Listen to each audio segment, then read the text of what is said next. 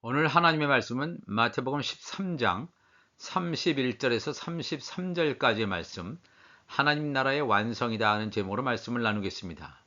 먼저 이 본문을 읽어 드리겠습니다. 또 비유를 들어 이르시되 천국은 마치 사람이 자기 밭에 갖다 심은 겨자씨 한 알 같으니 이는 모든 씨보다 작은 것이로되 자란 후에는 풀보다 커서 나무가 되매 공중의 새들이 와서 그 가지에 깃들이느니라. 또 비유로 말씀하시되 천국은 마치 여자가 가루 서말석에 갖다 넣어 전부 부풀게 한 누룩과 같으니라. 아멘. 하나님 나라의 완성이라는 제목으로 말씀을 나누겠습니다. 오늘은 예수님께서 이 하나님의 나라를 겨자씨에 비유하시고 그리고 또한 누룩에 비유하시는 말씀을 찾아서 하나님 나라의 비밀을 찾아보려고 합니다. 우선 예수님께서는 이 천국이다, 즉 하나님의 나라를 이렇게 비유적으로 묘사하고 있습니다. 마태복음 13장 37절 가보면 또 비유를 들어 이르시되 천국은 마치 사람이 자기 밭에 갖다 심은 겨자씨 한 알 같다라고 말합니다. 사람이 자기 밭에 갖다 심은 겨자씨 한 알과 같다. 굉장히 의미심장한 말씀처럼 느껴집니다. 예수님께서 말씀하시는 자기 밭이라고 하는 것은 이스라엘, 이 범위를 좀 더 넓히면 우리가 살고 있는 지구 땅을 가리킵니다. 그런데 참으로 안타까운 것은 이 땅의 주인이 오셨는데 막상 그 땅에서 온갖 혜택을 누리고 사실상 주인의 땅을 실효적으로 지배하고 있는 세입자인 이 백성들은 주인을 알아보지 못하고 거절하고 있다는 것입니다. 이 얼마나 기막힌 현실인지 모릅니다. 요한복음 1장 11절에도 자기 땅에 오매 자기 백성이 영접하지 아니하였으나 그랬습니다. 우리가 이 말씀 가운데서, 마태복음 말씀 가운데서 주목해야 할 단어가 바로 겨자씨 한 알입니다. 너무나 왜소하고 남의 눈에 전혀 띄지도 않는, 그래서 결코 사람들의 관심 밖에 멀리 떨어져 있는 겨자씨 한 알이 품고 있는 놀라운 잠재력을 통해서 하나님 나라의 확장을 예수님께서 선포하시고 있습니다.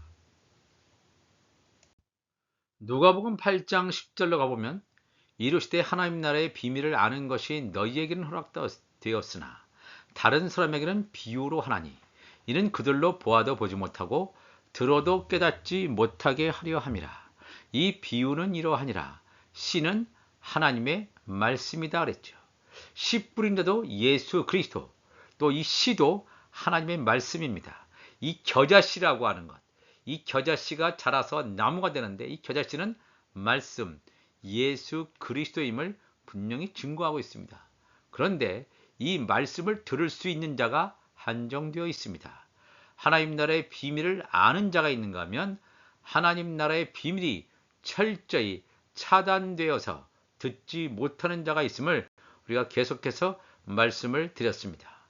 베드로전서 1장 23절 보면 너희가 거듭난 것은 썩어질 씨로 된 것이 아니요 썩지 아니할 씨로 된 것이니 살아있고 항상 있는 하나님의 말씀으로 되었다라고 분명히 베드로 사도는 증거하고 있습니다. 썩어질 씨가 아니라 썩지 아니할 겨자씨와 같은 작은 씨, 이 씨가 자라서 하나님 나라의 풍성한 하나님 나라로 열매 맺게 되는 그 놀라운 그런 잠재력, 하나님의 힘, 하나님의 능력을 함유하고 있음을 우리는 또한 알아야 됩니다. 이는 모든 씨보다 작은 것이로되 자란 후에는 풀보다 커서 나무가 되매 공중의 새들이 와서 그 가지에 깃들이느니라라고 이 성경은 증거하고 있습니다. 이 어떤 사람도 겨자씨 형태에는 주목하지 않았는데 그 보잘것없는 작은 씨가 풀보다도 커서 나무가 되는 것을 말씀하시고 있습니다. 우리 주 예수 그리스도를 우리가 포도나무로 비유하기도 하고 생명나무로 비유하기도 합니다. 이 겨자씨와 같은 작은 씨가 풀보다 커서 나무가 되었다. 생명나무가 되신 예수 그리스도. 생명나무가 됐을 때 공중의 새들이 와서 그 가지에 깃들인다고 성경은 증거하고 있습니다. 요한계시록 22장 1절 2절 보면 생명나무를 증거하고 있습니다. 또 그가 수정같이 맑은 생명수의 강을 내게 보이니 하나님과 및 어린 양의 보좌로부터 나와서 길 가운데로 흐르더라. 강 좌우에 생명나무가 있어 12가지 열매를 맺되 달마다 그 열매를 맺고 그 나무 잎사귀들은 만국을 치료하기 위하여 있더라라고 성경은 증거하고 있습니다. 이 생명나무는 하나님과 및 어린 양의 보좌로부터 생명수가 흘러나오는 그 놀라운 사건을 증거하고 있습니다. 이 생명나무가 어떻게 자라냐 하면 하나님과 어린 양의 보좌로부터 흘러나오는 생명수를 통해서 생명나무가 성장하게 되어 있습니다. 이 생명수 말씀이죠. 이 말씀이 이 생명나무 예수 그리스도가 온전히 이 예수 그리스도를 상징적으로 보여주는 이 생명나무가 성장하는 것. 근데 이 생명나무가 성장했을 때 12가지 열매를 맺힌다. 즉 예수 그리스도의 제자들, 12제자들이죠. 가룟 유다를 제외하고 사도 바울이 들어간 포함된 12가지 그 같은 이 가지들을 통해서 12가지 열매들을 맺히는데 하나님 나라의 아들들이 열매로 맺혀지게 될 것임을 증거하고 있습니다. 그 나무 잎사귀들, 하나님의 종들의 열매도 또한 증거하고 있습니다. 요한계시록 22장 1절 2절 말씀은 생명나무의 완성, 생명나무에 붙어있는 열매와 잎사귀를 통해서 새 예루살렘 성의 완성을 분명히 보여주시고 있습니다. 이와 같이 생명나무가 완성된 요한계시록 22장의 상황을 예수님께서 보여주시면서 이 마태복음에도 겨자씨가 풀보다 더 커서 나무가 되었을 때 공중의 새들이 와서 그 가지에 깃들었다 증거하고 있습니다. 먼저 창세기 3장 22절 가보면 생명나무를 증거하고 있습니다. 여호와 하나님이 이르시되 보라 이 사람이 선악을 아는 일에 우리 중 하나같이 되었으니 그가 그의 손을 들어 생명나무 열매도 따먹고 영생할까 하노라 하시고 여호와 하나님이 에덴 동산에서 그를 아담과 하와를 내보내어 그의 근원이 된 땅을 갈게 하시니라. 이같이 하나님이 그 사람을 쫓아내시고 에덴 동산 동쪽에 그룹들과 그룹 천사장들과 두루 도는 불, 칼, 성령의 불과 성령의 칼을 두어 생명나무의 길을 지키게 하셨다. 이 생명나무의 길이라고 하는 것은 다름 아닌 예수 그리스도의 초림과 재림을 증거하고 있습니다. 예수 그리스도의 초림과 재림의 길을 예비하는 이 놀라운 사실을 창세기에는 증거하고 있습니다. 이 굉장히 중요한 사건임을 여기서 증거하고 있습니다. 에스겔서 44장 1절 보면 그가 나를 데리고 성소의 동쪽을 향한 바깥문에 들어오시니 그 문이 닫혔더라. 여호와께서 내게 이르시되 이 문은 닫고 다시 열지 못할지니 아무도 그리로 들어오지 못할 것은 이스라엘 하나님 나 여호와가 그리로 들어왔음이라. 그러므로 닫아둘지나. 이 말씀은 뭐냐면 요셉문을 말하는 거죠. 요셉문. 이 요셉문을 지금 닫아두라고 그랬는데 닫아두는 이유는 뭐냐면 메시아가 올 때 이 동쪽의 문 요셉문을 통해서 들어오시기 때문에 다른 어느 누구도 출입을 할 수 없도록 이것이 막아놨습니다. 오늘도 우리가 이 황금문이라고 읽혀지는데 골든 게이트라고 해서 여전히 이 문은 지금 막아놓은 가운데 있습니다. 이 말씀에 근거된 대로 생명나무이신 예수 그리스도의 초림과 재림 때 마지막 때 예수 그리스도의 재림을 통해서 이 문이 열려지고 온전히 하나님의 역사가 이루어짐을 분명히 성경은 증거하고 있습니다. 예수 그리스도가 생명나무로 온전히 하나님 나라 완성이 이루어질 그 시점까지 되어질 때야 비로소 이 하나님의 역사가 우리 눈에는 보이지 않지만 계속해서 하나님의 나라는 성장하고 있음을 또한 증거하고 있습니다. 창세기 2장 18절에 여호와 하나님이 이르시되 사람이 혼자 사는 것이 좋지 아니하니 내가 그를 위하여 돕는 배필을 지으리라 하시니라. 여호와 하나님이 흙으로 각종 들짐승과 공중의 각종 새를 지으시고 하나님이 무엇이라고 부르나 보시려고 그것들을 그에게로 이끌어 가시니 아담이 각 생물을 부르는 것이 곧 그 이름이 되었더라. 여기 창세기 2장 18절 19절의 상황은 어떤 상황이냐면 바로 에덴 동산의 상황입니다. 이 에덴 동산은 영적 세계입니다. 우리가 살고 있는 이 물질 세계 안에 하나님의 최초의 동산인 영적 세계가 이렇게 들어있는 놀라운 것을 하나님께서 증거하시고 있는데 이 말씀을 통해서 증거하시고 있는데 이 아담이 각종 생물들의 이름을 여기서 명명했다라고 성경은 증거하고 있습니다. 여기서 뭐냐면 창세기 2장 19절에 흙으로 각종 들짐승과 공중의 새를 하나님께서 지으셨다. 이 흙이라고 하는 것은 우리가 살고 있는 이 지구 땅의 흙이 아니라 영적 세계 이 에덴 동산에 있는 그 흙으로 들짐승과 공중의 각종 새를 지었다. 이 뜻은 뭐냐면 이 들짐승과 공중의 각종 새가 이 지구 땅에 있는 그런 들짐승이나 공중의 새가 절대로 아니고 영적 세계에 있는 영적인 존재들이다 하는 것을 우리가 알아야 됩니다. 그렇기 때문에 이 마태복음 13장에 나와서 이 겨자씨가 커져서 풀보다 커서 나무가 되매 공중의 새들이 와서 그 가지에 깃들었다. 이 가지라고 하는 것은 이 생명나무에 붙어 있는 이 가지는 예수님의 12제자를 상징한다면 이 가지에 달려있는 열매, 생명나무 열매에 대한 언급이 있어야 되는데 여기서는 공중의 새들이라고 했단 말이에요. 즉 생명나무 완성의 열매와 잎사귀도 있지만 이 영적인 존재들, 생명나무의 가지에 붙어 있지 않지만 이 각종 공중의 새들이 와서 그 가지에 둥지를 치고 깃들일 것임을 이 생명나무의 아들과 종들 이외에 영적인 존재들이 있음을 생명나무의 완성 또한 하나님 나라의 완성을 분명하게 보여주고 있습니다. 생명나무와 열매를 돕는 그러한 존재들이 바로 여기는 보시면 공중의 각종 새임을 또한 증거하고 있습니다.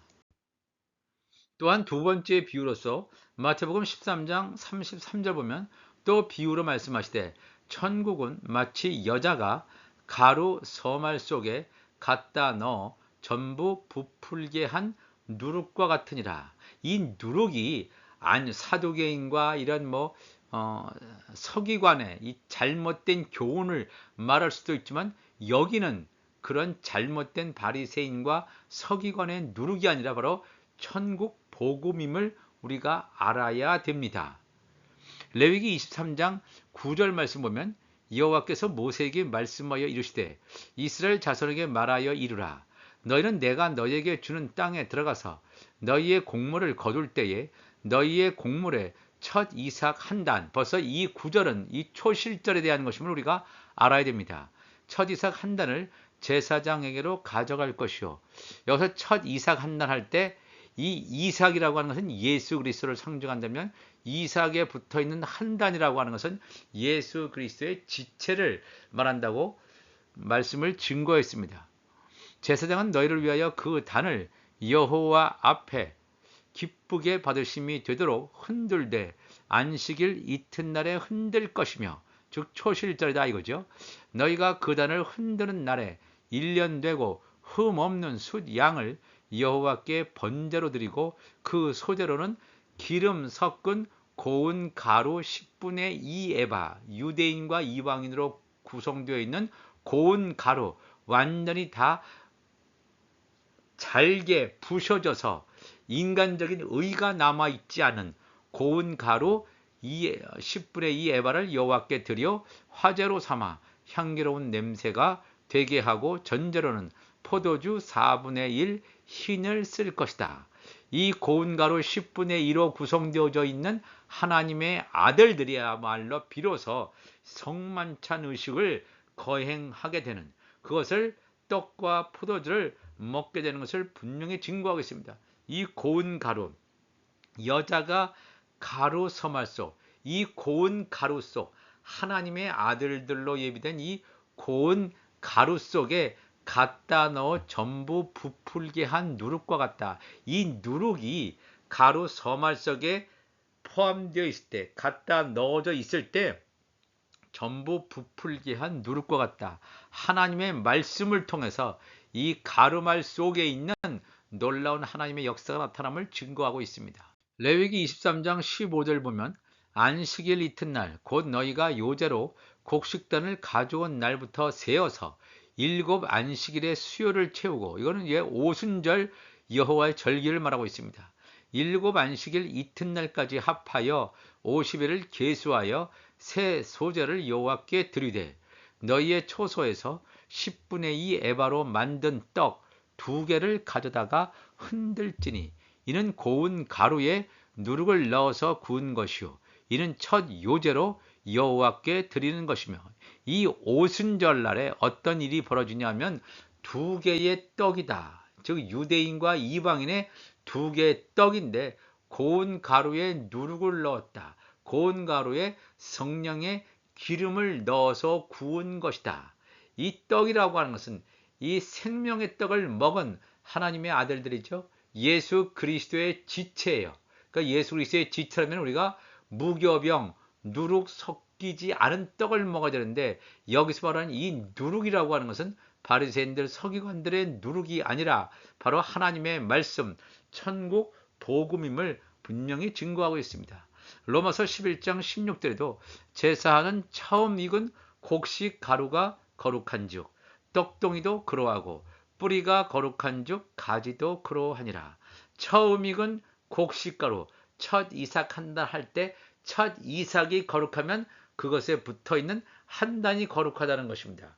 예수 그리스도가 거룩하기 때문에 예수 그리스도에게 붙어있는 지체도 거룩한즉 떡동이도 그러하고 뿌리가 거룩한즉 가지도 그러하다고 성경은 우리에게 분명히 증거하고 있습니다. 오늘도 이 말씀처럼 하나님 나라의 완성이라고 하는 것은 말씀을 통해서 이루어지는 이 겨자씨와 같은 지극히 작은 씨가 풀보다 커지고 나무로 성장한다. 생명나무로 성장했을 때에 열매도 맺혀지고 잎사귀도 맺혀지고 그 다음에 공중의 새들이 와서 깃들어지는 이 모든 일, 굉장히 연약한 가루 서말 속에 갖다 넣어서 이것을 전부 부풀게 하기 위해서는 이 천국의 말씀, 천국의 복음의 역사가 있을 때만이 비로소 하나님의 나라가, 보이지 않던 하나님의 나라가 보이는 하나님의 나라로 온전하게 왕성하며 성장을 거쳐서 완성된 것임을 증거하고 있습니다. 오늘도 우리가 이 마지막 때 하나님 나라의 완성을 바라보면서 부활의 소망을 가지고 내 안에 하나님의 나라가 온전히 완성하게 되어질 수 있도록 하나님의 말씀을 끊임없이 먹고 오늘의 주 앞에 나가는 우리 모두가 되시기를 주님의 이름으로 축복합니다. 기도하시겠습니다. 하나님 아버지 감사합니다. 오늘도 귀한 하나님의 말씀을 나누었습니다. 처음 익은 곡식가루가 거룩하기 때문에 그 곡식가루에 붙어있는 우리의 이 떡덩이, 무교병을 먹은 생명의 떡을 먹은 우리가 예수 그리스도께서 베푸신 성만찬, 이 떡과 포도주를 먹고 마심으로 말미암아 나의 육이 신령한 몸으로 변화가 되는 부활의 그날을 바라보면서 오늘도 살아갈 수 있도록 인도하여 주옵소서. 감사하며 예수님의 이름으로 기도합나이다. 아멘.